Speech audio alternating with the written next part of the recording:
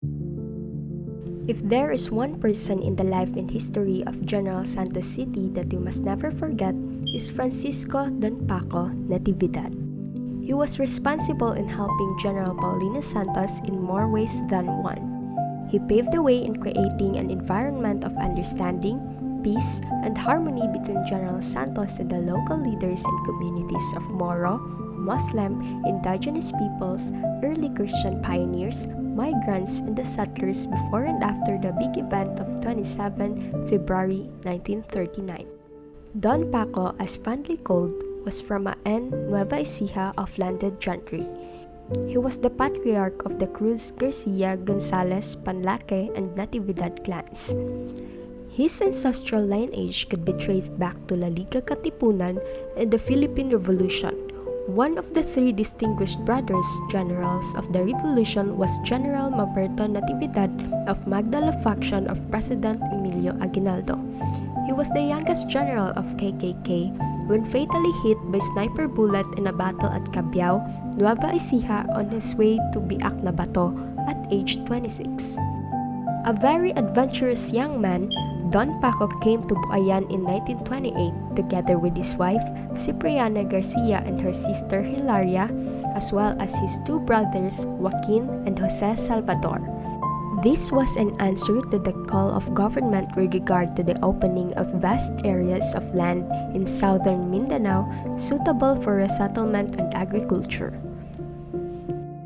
In 1932, Don Paco hosted the then director of prison Paulino Santos, who came to Buayan in search for applicable site for a planned penal colony in Mindanao.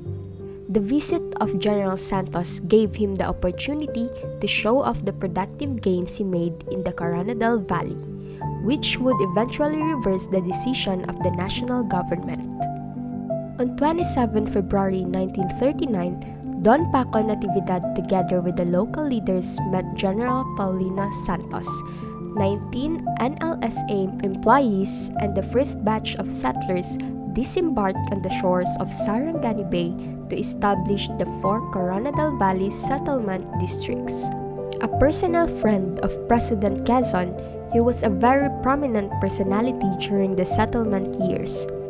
He owned more or less hundreds of hectares of land in 5 areas: Buayan, Baluan, Ligaya in Buayan District, Tupi, and Polomolok, where he had ranches, breeding cattle, and horses. Don Paco was also into supplying materials needed for the construction of buildings, houses, as well as leasing farm machineries and/or equipment like farm tractors, graders, etc. During the war, when the Japanese imperial forces occupied Buayan, almost all of his properties were seized. His herds of cattle supplied the food requirement of its army. His ranch became a military airfield and hangar constructed by the settlers. Some called it by forced labor in a way because their hearts were not into it. Wages were paid though at minimal cost. When the occupying forces were looking for the family of General Santos, his son, Mamerto Tantoy, advised General Santos to evacuate the family from Buayan via the Sarangani shorelines to Kiamba, then to Banga. After the war, during Reconstruction, there was an influx of migrants that needed farms to till and homelets for shelter. It was inevitable that the properties of Don Paco gave way to growing numbers of people. He tried to venture into another cattle ranch in the Seagull bowing areas, but it was not good enough.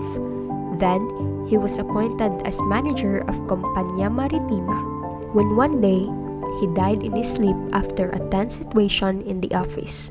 He was in his early 60s.